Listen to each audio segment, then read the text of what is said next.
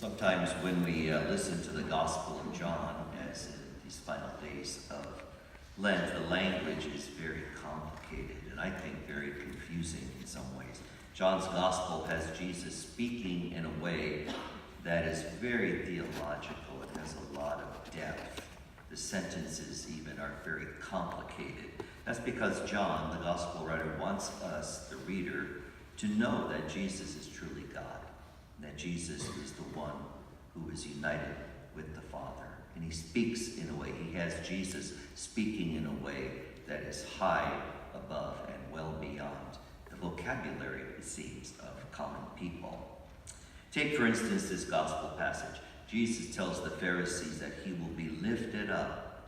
And when he is lifted up, all will come to see that I am. Though being lifted up is an obvious reference to the first reading. Just as the serpent was lifted up on a pole in the desert to be a source of healing, so too Jesus will be lifted up on the cross to become a source of healing. It's apparent, though, that the Pharisees don't understand this reference. But they probably understood, or at least were suspicious of Jesus when he said that I am. I am, as you may know, translates as Yahweh, the traditional name of God. And that's what got Jesus into trouble, using the name of God for himself. You know, sometimes I think if the Pharisees, who were supposed to be the educated religious leaders, who knew the scriptures, were supposed to know the scriptures, if they had only opened their hearts to the possibility that Jesus might be the Messiah, they would have probably come to understand him, and they would have understood his words.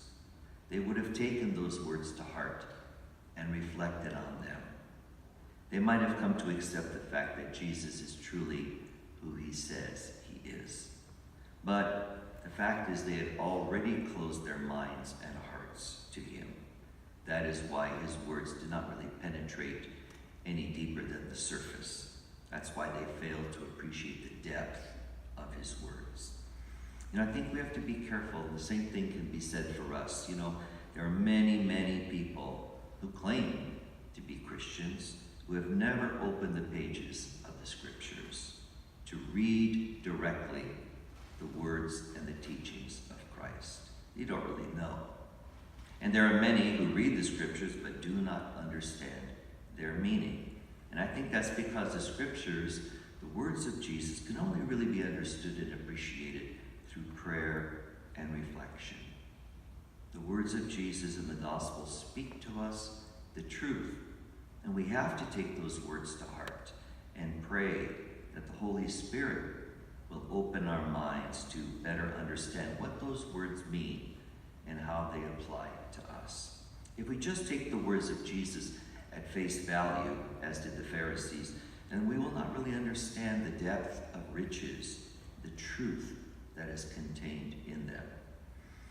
Maybe in these last days of Lent, if you haven't done it yet, sit down and read some of the scriptures. The Passion reading actually would be a good place this time of the year. Read the Passion narrative in John's Gospel. It's the one that we will hear on Good Friday.